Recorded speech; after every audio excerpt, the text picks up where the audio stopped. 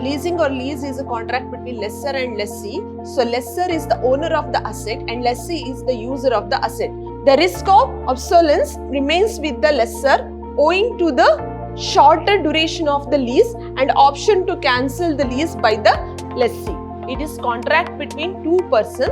In that, one person is the owner of the asset and another person is the user of the asset. Consideration for the use of asset is called as lease charge or lease rental.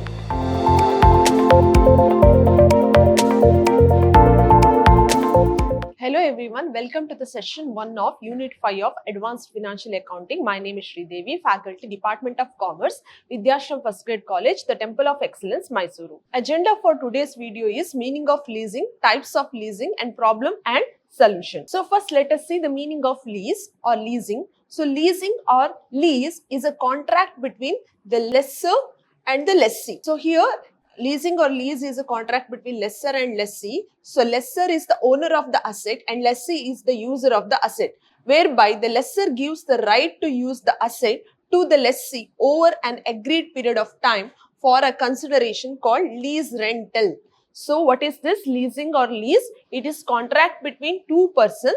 In that, one person is the owner of the asset and another person is the user of the asset, whereby the lessor, that is the owner of the property, what he will do, or owner of the asset, he gives the right to use the asset to the lessee over an agreed period of time for a consideration called lease rental. Now let us see the characteristics of leasing. So here it is one of the method of intermediate and long-term financing, and it is an arrangement which separates the ownership of the asset from its use.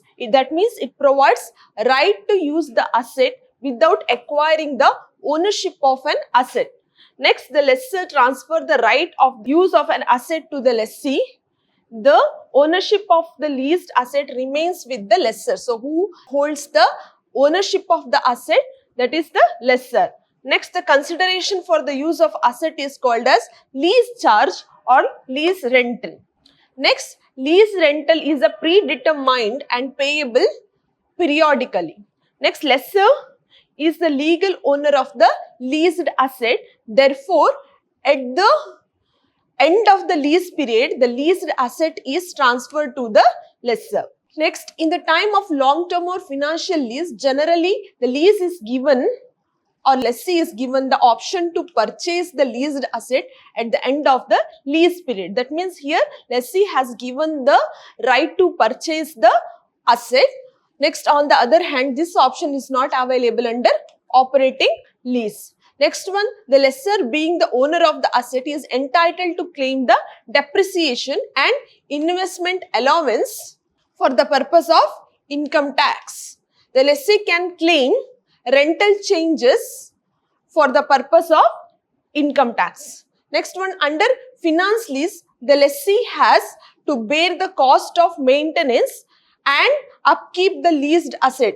Under operating lease, the lessor has to bear the cost of repairs, maintenance and upkeep of the leased asset. Next one is under operating lease, the risk of obsolescence is borne by the lessor. On the other hand, under finance lease, the risk of obsolescence is generally borne by the lessee. So next, let us see the types of leasing. One is operating or service lease. Another one is financing lease. So what is operating or finance lease or operating or service lease? It is a short-term lease that is generally for a period of 3 to 5 years. So this period is generally less than the useful life of the asset. That means the lease period is less than the useful life of the asset, and it is usually cancelable, and it is cancelable at the option of lessee or the lessor. Next, the cost of repairs and maintenance of the leased asset is generally borne by the lessor. Who bears the maintenance cost? Lessor. Next, it is a short-term cancelable lease, therefore it involves high risk and high rent. Next one, the risk of obsolescence remains with the lessor owing to the shorter duration of the lease and option to cancel the lease by the lessee. Okay, now let us see what is finance lease or financial lease. So, a lease that ensures the lesser for amortization of the entire cost of investment and the expected return on capital during the term of lease is called as financial lease. Let us see the features of financial lease. It is a long-term and non-cancellable lease. Next one, it's a lease period for the expected useful life of the leased asset. Next, under this, the entire cost of the leased asset plus interest thereon over a period of the lease is required to payable by the lessee by the way of rental charges, and it is usually non-cancellable by the lessee prior to the expiration date. Next, the cost of maintenance and repairs related to leased assets are borne by the lessee. Next, it provides for renewal of lease agreement, or it may grant an opportunity to the lessee to purchase the asset after the expiry of lease period. So here under this, the lessee bears the risk of obsolescence. Okay, now let us do the problem. So here ABC company has acquired an asset worth rupees 10 lakh for which it has two options. So here ABC Limited, what it does, it acquired an asset. What is the cost of the asset? Cost of the asset is 10 lakh for which he has two options. It can acquire the asset by taking the bank loan at 15%. So what he can do, he can purchase the asset by taking the bank loan at 15%, repayable in 5 equal installments for rupees 2 lakhs each, plus interest or lease in the asset at a yearly rentals of 3,24,000 for 5 years. So what he can do, he can either take the bank loan or he can lease the property.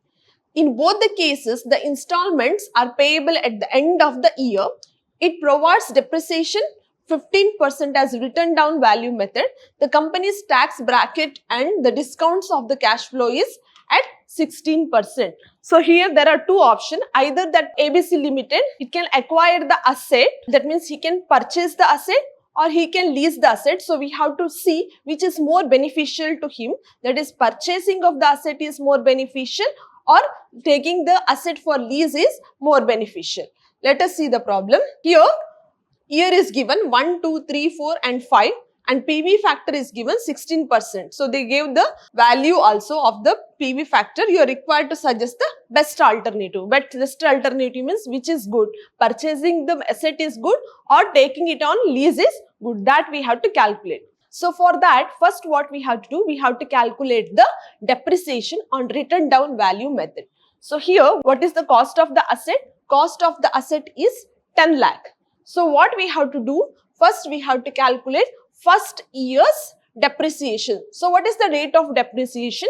Rate of depreciation is 15%. That means 10 lakh into 15 divided by 100, it comes 1,50,000. So here we have to see the written down value method. That means here for first year, 10 lakh minus,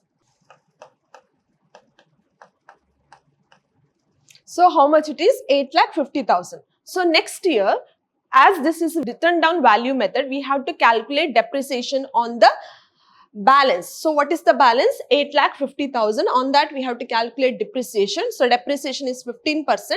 How much it is? 1,27,500. So when we deduct 1,27,500 from 8,50,000, how much we will get? 7,22,500.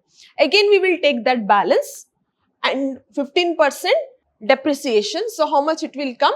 1,08,375. When we deduct this from 7,22,500, how much we will get? 6,14,125. Again on that balance only we have to calculate the depreciation, and depreciation will be 92,119 and the written down value is 5,22,006. Again on 5,22,006, we have to calculate the depreciation at 15%. It will come 4,43,705. So this is how we have to calculate the depreciation. So what is the first step? Calculation of depreciation. Next is calculation of cash outflow. So how many columns we have to put? First one is year, second one is loan amount, third one is interest at 15%, next repayment of principal, cash outflow. So let us see now. How many years are there? 5 years. 1 to 5. Loan amount. Loan amount is first year 10 lakh. So see the problem. So they said 5 equal installment of 2 lakhs. What is the rate of interest of bank loan? 15%. So here let us see. First year how much will be the loan? It is 10 lakh.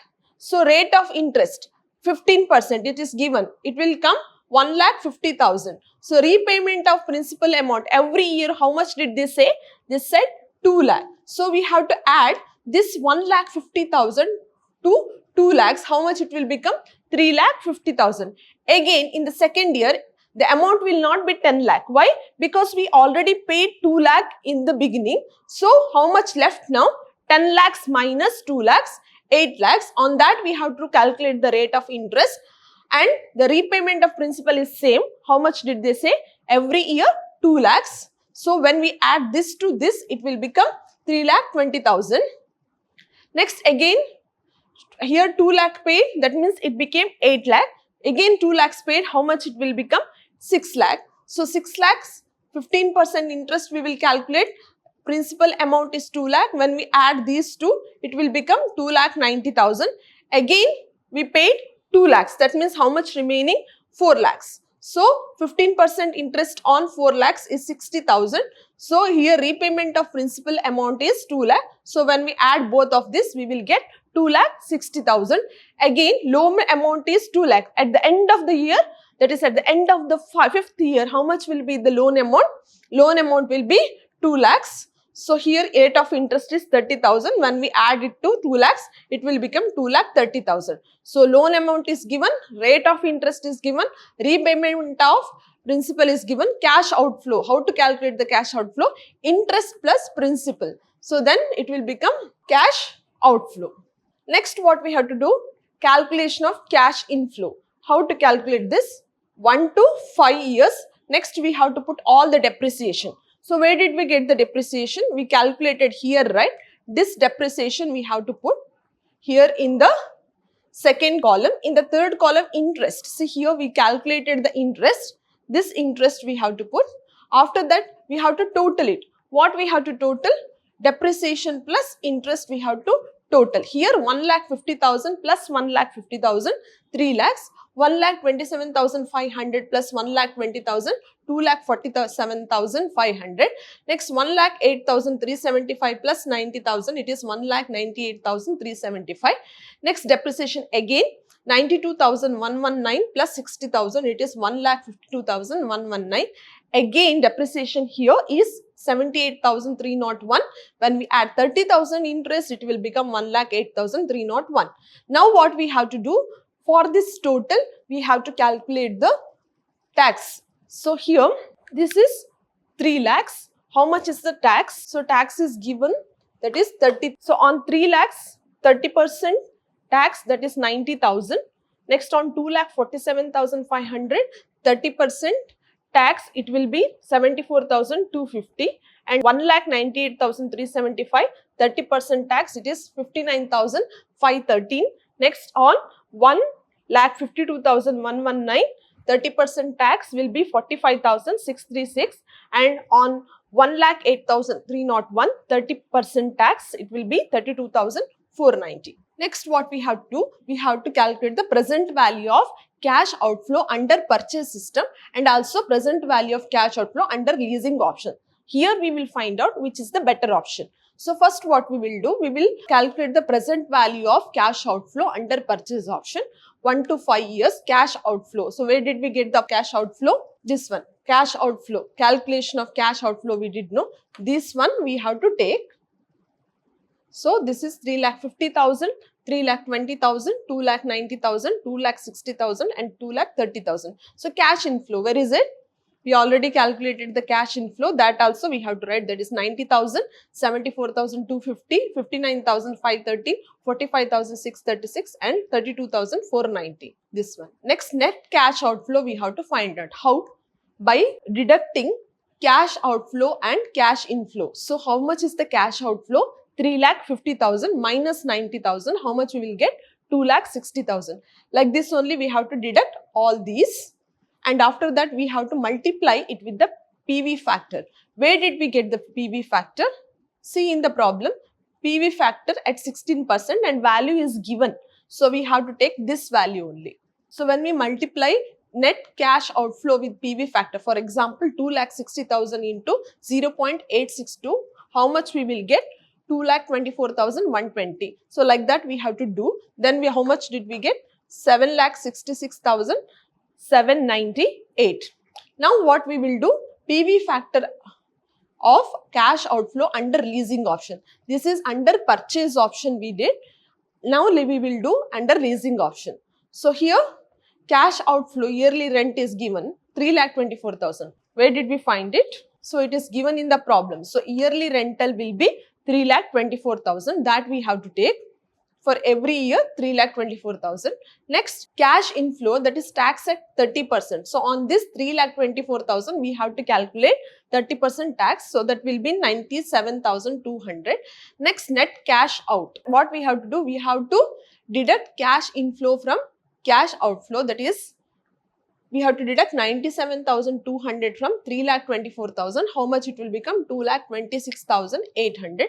Like that we have to deduct everything. 3,24,000 minus 97,200, that is 2,26,800. That means for every year same. Why? Because cash outflow for all the 5 years same. Tax bracket is same, that is 30%. Then cash outflow will also be same. Now PV factor. PV factor is given in the problem. So what we will do now? We will multiply this net cash outflow with PV factor, that is 2,26,800 into 0.862. How much did we get? 1,95,502.